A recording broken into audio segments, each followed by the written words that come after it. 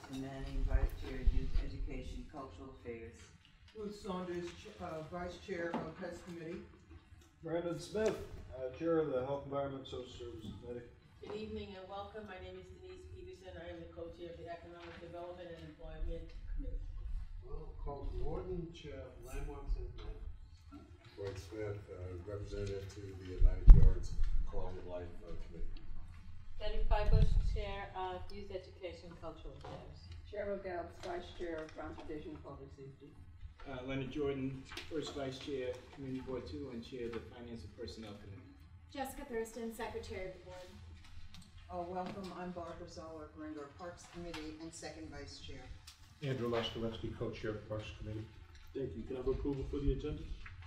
Move to approve. Mr. Lassalecki, second by Mr. Pinoy. Approval of the minutes for June 24, 2019. Mr. Commissioner, I would imagine that's why this laptop and this projector's here. Yeah. All right. It's the first of many, though. Okay, all right. Who has the long arms and can press the on button? Great. Ricky, you kicking this off? Yeah, sure. Thank you. All right, so good evening, everybody. Thanks for having us. My name is Ricky DaCosta. I'm an Assistant Vice President in the Government and Community Relations team at the New York City Economic Development Corporation. For those of you who I have met in the recent past, you'll know that last time that I came to speak to you about this project, it was a slightly different project. We are nonetheless very excited about the future and the current trajectory of this project, and we are here tonight. We have an aggressive timeline we want to meet because we want to get this project as close to done as possible before the end of this administration. And part of that is updating the design that was previously approved by the Public Design Commission. So I think with that in mind, and without further ado, I would like to hand over to my colleagues. Mary Margaret. Yes. Well, this is Evie, who's also from EDC Capital, and I'm going to hand over to Mary Margaret Jones from Hargreaves Jones. Right, Mary Margaret Jones from Hargreaves Jones. Who is the design consultant who EDC has contracted to take us through this process. So, Fantastic. Let me make sure it's pulled up on the. Yeah. And is it cool if we hold questions till the end? Is that? Oh yeah, that's how we were gonna do it anyway. Perfect. I'm glad we're in sync. Oh, yes. There you go.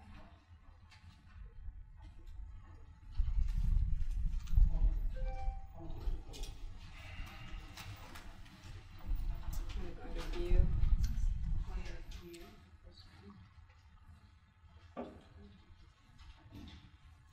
Tell me Do you guys want to move this back to make it bigger, or is that good if it's above your heads? Fine? Okay. So here we are today to talk about the redesign of Willoughby Square. So I think that you're probably all very familiar with the site, but at a city scale, at a neighborhood scale, and then at a site scale, of course, Duffield, Willoughby, and Gold, now Allen Square. And of course, the context is changing considerably even as we speak. And the site will be surrounded by residential, hotel, office, and retail. Pretty dense, pretty high buildings, which we can see that happening again as we speak. So number one is from the corner of the site, looking northwest across the site. So this is one Willoughby under construction, looking across the site.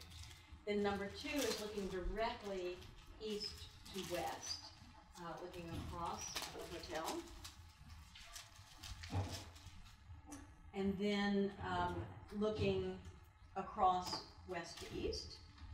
And then looking directly at one Willoughby Square in construction here, one Willoughby in construction, and City Point here. And then of course, Duffield, a small building here, 227 Duffield, and the hotel that's behind that. So the first thing we wanted to do when we got back involved, because it's been a while, is to do a 3D model and to see what the impact of these buildings is on this site. Yeah, they're big. So they range from 57, I think One Willoughby tops out. No, that's not the tallest. Avalon is 57. City Point is 57. One Willoughby is 34 stories. City Point's 48 stories. And then there's future development at 141 Willoughby. So you can see that it is surrounded by density, and I think all the more important. So the next thing we decided we better do was look at the sun and shade patterns on this site. And I think you can see that there are moments of sun and there are places of sun, but it's not sustained sunlight throughout the day. So it's important for us to bring sort of animation and sparkle to this site, and maybe we just think about how nice it is to be in the shade. And then of course, in winter, by 5 o'clock, everything's dark. Okay, so you may remember in 2014, this open space was going to be built on top of a parking garage. So we had a bulkhead for access to and from the parking garage here on Duffield, and then one on the east side as well, and then 2 garage entrance ramps. And then, of course, the whole thing was going to be built on structure, so we had to build up for landscape at that time. So today, 2019, this open space will no longer be over structure. It will be on ground, on terra firma, which as a landscape architect is great news. We can make a healthy, vibrant landscape that will live and thrive. We can take the open space all the way to our southern property line. We no longer have to have ramps into a garage below, and we no longer have to have the 2 structures that were entrances and exits for pedestrians to and from the garage. The other thing that has moved along considerably since 2014 are the adjacencies. So we now have the ground level of the office tower here. It is mostly egress and a loading dock, but there is one entrance. We have the blank facade of the hotel and the 227 Duffield, but we have hotel, residential tower, retail and residential, and retail, and again, office, and ground level retail and cross on Willoughby Street. So the first thing we did was look at flipping the plan. And now this is the old plan, so just imagine the old plan, but mirrored, flipped, because it seemed to make sense to have outdoor seating, tables and chairs, opposite where all the food is. Because in City Point there will be, Trader Joe's and tons of places to get lunch. So it made sense to us to have what used to be a plaza on this side instead with tables and chairs. And it made sense to put the children's play and the kind of more garden and softer elements on the west side adjacent to where there will be a lot of residential development. So that's the first thing we did in this step of redesigning, was just flip the plan. Then we also learned more information about the soils on the site. So the soils on the site, because it's a brownfield site, we have to cap the site with 2 feet of either soil or paving. So under paving, we have to excavate a foot of soil and then do the paving. And then in the landscape areas, we have to raise by 2 feet to plant landscape because of the conditions of the soil. So we're trying to balance that on the site as much as we can so that we're not importing soil from other places for sustainability reasons and for cost reasons. And then we do have 2 areas that require more excavation and off-haul because they are contaminated with lead. You don't have to wear hazmat out there or anything like that, but it is soil that needs to be carted off the site. And then a little more information, I'll come back to this, but a little more information about 1 Willoughby Square. There is a bike entrance here, so there will be people coming in and out on their bikes from this one entrance. The other two are egress, and one is the loading dock office, and then there's the loading dock. So that's our adjacency to the south. So this is the current plan, and again, flipped. So starting there, a plaza with tables and chairs. Hopefully lots of people will be eating their lunch there. A raised lawn area as we had before, with seat walls, terraces around the edge. Embedded within that, a dog park as we had before, but a little bit better situated, I think. A nice sort of promenade along this south edge, because there will be some people coming in and out of that bike entrance, hopefully coming here. Then children's play, bigger than we had it before. and this time sort of cut into a surrounding landform. So that surrounding berm will sort of protect it and enclose it. And the inside face of that, of course, would be a hill that kids would want to run up and down on the inside face. And then planted areas and the water element. And the water element moved to that northeast corner as a sort of beacon into the open space. This is sort of calling in. So in a way, this is a twist on a traditional Beaux-Arts plan of a traditional New York City park, except that it has this sort of fluidity and flow so that it's open, it's welcoming, and it brings people in, and it responds in a very organic way to people moving throughout the site. So the planting is some lawn, but also plants and ground cover, partly because we have shade to deal with, and partly to create seasonal interest and to create a sense of oasis within the city. And lots of seating, both benches and seat walls throughout the park, throughout the open space. So because we're balancing cut and fill on the site, and because we're having to cap the site with 2 feet of soil, we are raising some areas, but we think that's good because it will give us visual interest and sort of create a kind of containment and enclosure for people enjoying this, or buffering them from the streets and the surrounds. So the play area, you see some adventure playground stuff surrounded by a landform, and then planted areas, and then the tables and chairs. And then from one Willoughby, that walkway I mentioned, that lit walkway, planted area, again, a sort of hill of lawn where we have a little bit of sunlight, and then the planters, which plant shade tolerant planting, shade loving planting. So here's a view looking from the northwest corner. So in the background is City Point and one Willoughby Square, but you can see how these forms, hopefully you can see how these forms draw you in this kind of ease. And then from the other corner, so from the northeast corner. So those are, by the way, I should have mentioned, those are the 2 crosswalks. So this corner, northwest corner, and this corner, northeast corner, those are the 2 crosswalks into the site. So this is where everyone will be entering the site, because there are no mid-block crossings on the 2 east and west streets. So it's important that we sort of receive people at those corners and bring them in. And then eye level, as if you've entered from the northeast corner, where you see the water feature, the interactive water feature, and you see the gardens and the planting. This is where the tables and chairs are, with special lighting, and then in the background, the children's play area. So it's not big, but what we've done is set it up in such a way that it will feel like a series of different places, so that it will seem bigger than it is. So that's the project schedule. I know that's the most important thing. That's what everybody cares about most in the room. We've been working on this since 2014. We couldn't be more pleased to see this.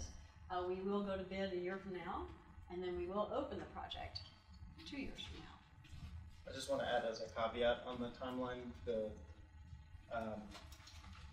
if it is not appropriate for planting when we reach September 2021, right, the opening of the park may be delayed into 2022. So. Thank you. I should have been the one to say that, because we're building a project right now where we're trying to plant trees in August. It is no good for the trees. So if we're down to where we're trying to plant trees or plants in July and August, we will postpone to plant in October, November. Meanwhile, concurrently, there is a commemorative element, an art element that will go in the open space, the In Pursuit of Freedom. We are identifying a number of optional types and places, locations where that art could go. So this will go out as a call, and artists will submit their ideas. There will be a selection process, and then it will dovetail with the schedule of the open space, more or less. So we've identified places where a more vertical piece at the entrances would be good as a sort of beacon and a marker so people can see it as part of the streetscape. We've identified places where it could be part of it could be a low wall, or it could be words engraved in seating terraces. So the upper left-hand image, hopefully you can see that, that's a project that we did in Australia, where the words are Aborigines poetry, for instance. The upper right-hand image is a low wall that has filigree cut in it, and the filigree is symbolic in this case of nature, but it could be symbolic of other things. Or it could be freestanding pieces that somehow speak to the subject. But of course, this will be something we will look to artists to give us ideas on. And then that schedule, that process begins this fall. And then the artist is on board by the end of the year, and then the piece goes into fabrication the beginning of 2020. And so it should be able to dovetail with the opening of the open space. So that's it. I wanted to be brief, but I'm sure if any of you have questions, feel free to ask any questions. Ricky, you want to continue? Yeah, and I'll mention also that Kendall Henry is here from the Department of Cultural Affairs. He's the director of the Percent for Art program, which will be overseeing the memorial artwork selection. Yeah. Questions for board members? Mr. Boyd? Yes, you're not keeping the little temporary park next to that? No, unfortunately not. That park will be going away at some point next year once we're ready to move into construction, or pre-construction and construction. Mr. Jordan? It was, I think this is the same project, but there was some talk the last time when there was a parking lot involved that would they have public restrooms? Do you remember that? It's a very, very familiar question, yes. Your smile gave it away. Yeah, to be honest, it's something we looked at, but again, we have an aggressive timeline, and we have some budget considerations that I don't think are going to allow that to be possible, unfortunately.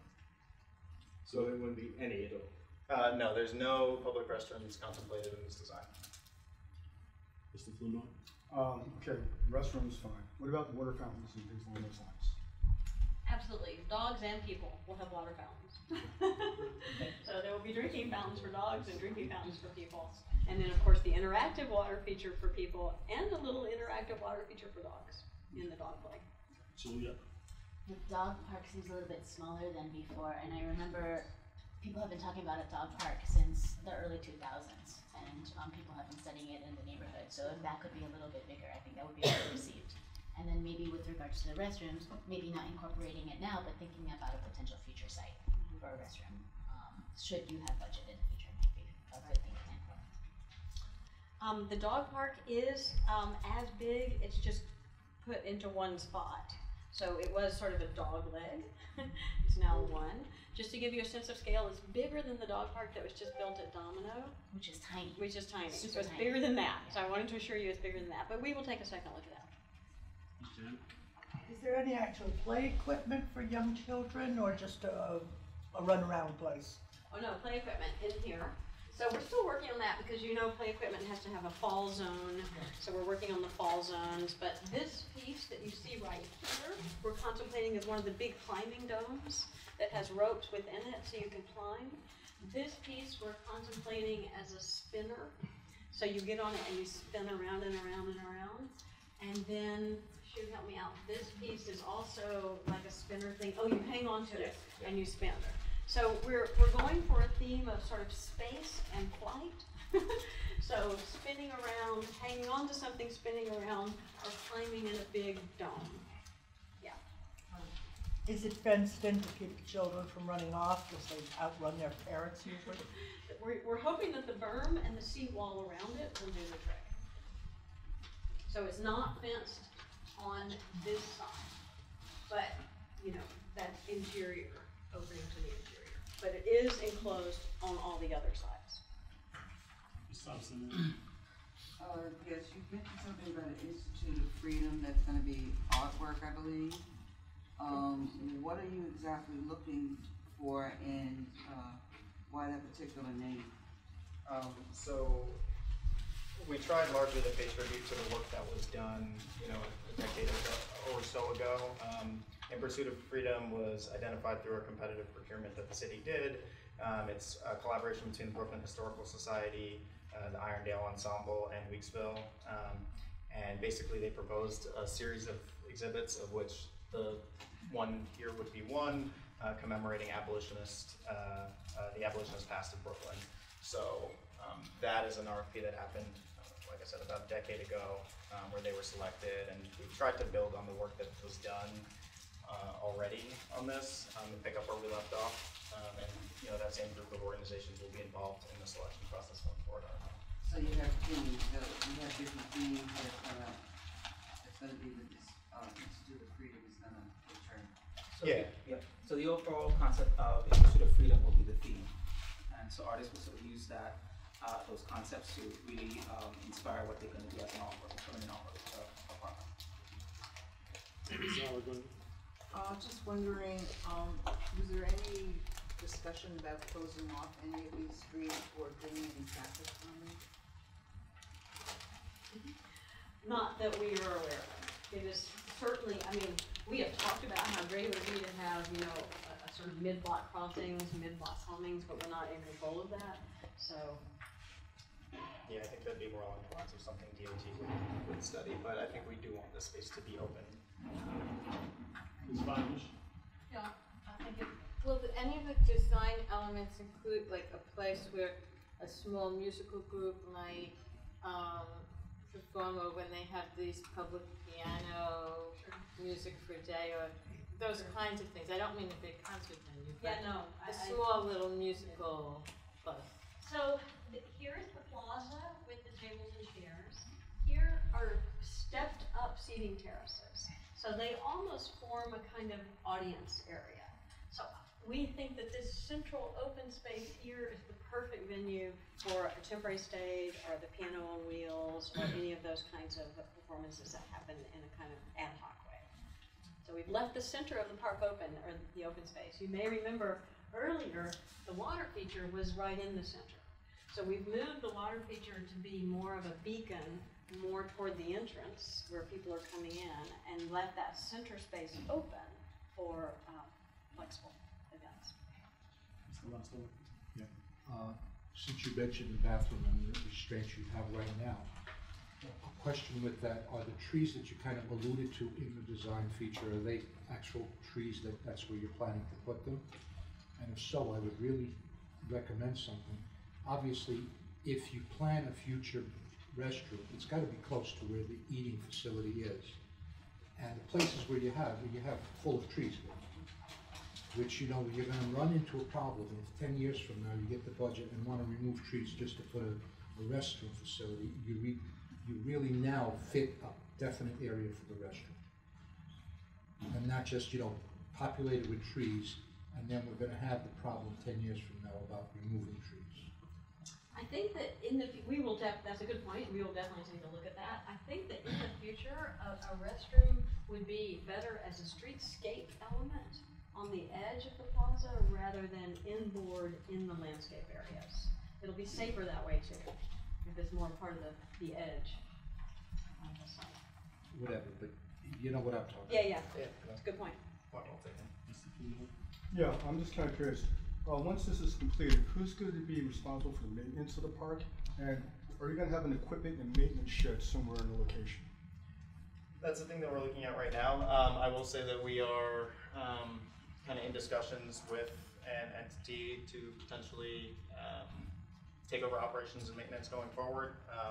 But if not, it will be something that we have to figure out as a city family later. And so yes, there may be an addition. You mentioned that there's stepped up seating. Just in terms of ADA issues, I assume the whole park is cognizant of them, and this area would be available for accessibility. Absolutely. So this is sort of 2 levels of seat wall, but it's flush to grade there. So you have both conditions. Wearing my transportation hat, and not that I mind the loss of the parking, but wasn't the parking a zoning requirement for City Point? The retail there, is that going to be relocated someplace? I mean, I think every development has parking requirements. I don't know that, that is a thing that we are necessarily considering as part of this. Our main focus here is to just get the open space, complete and open and ready for people to enjoy. Wow. Community Board 2 has frequently had representation on the artist selection panel. Frequently, but not always. I was wondering if they would have a seat on the panel for this. Yes. Thank you. So, the last question, can we go back to page 14, please?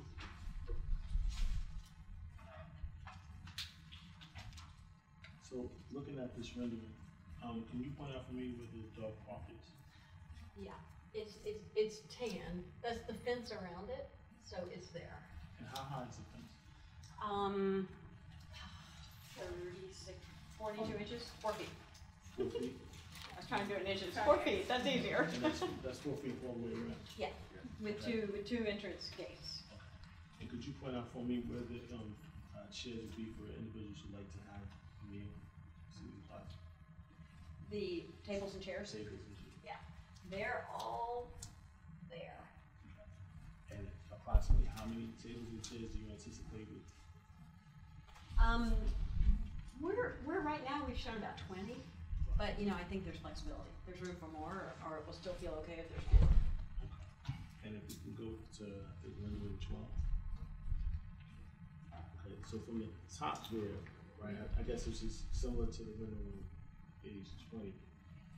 Walk me through the concept of where, if there was, to answer, to follow on that question that was raised by my colleague, Ms. Fibers, about a potential concert area. I think it's a good thing, you want activity, but how would that work given the fact that I have parents, guardians, grandparents, children, lunchtime crowd, having food, walking the dog, Sure. and a park? Sure. Well, with no bathroom. But we tried to keep it as simple and flexible as possible to allow all those things, knowing that they won't all happen at the same time. So you have tables and chairs, so 20 or so tables and chairs here where people can be sitting and listening to music. You have all this seat wall and then a double seat wall here where people can be sitting and listening. You have benches there, all along that edge are benches. In front of the trees. In front of the trees, so in the shade of the trees. Yeah, not that we really need shade on this site so much, but yeah, benches. There's more benches there. There's more benches there. This park is full of seat walls and benches. So everywhere you see planting, there's either a seat wall or benches. And so how does that make it conducive for a concert? You can sit and listen to the music, and then you can move the chairs around. Oh, I'm sorry, let me ask a different question. Oh, you mean for setting up? Play the music and All set right. up. So this is actually a pretty big open area of paving right there. We were actually afraid that it was too much open paving. So the fact that you're asking that makes me realize we've hit the balance. So that center area, we can give you exact dimensions if you'd like, but that central area is just open, simple paving. Yeah, just out of curiosity, I would be, and I would love to see that. You can just send it to the board office, but I'd love to see that. Okay. Thank you. Thank you. Thank you. All right. Agenda item number 6. Sure. Need to try and close that. Sure. Are we Sure. Okay, so I'm sorry. You're looking for a letter of recommendation. No, so we're, I see recommendation Yeah. to the Public Design Commission. You want us to put something in writing? Yes, for the Public please. Design Commission? We are submitting next month. All right, great. So let me entertain a motion from Mr. Gordon, second Mr. Flanoy. Any discussion? Hearing none, all in favor? Opposed? Abstentions?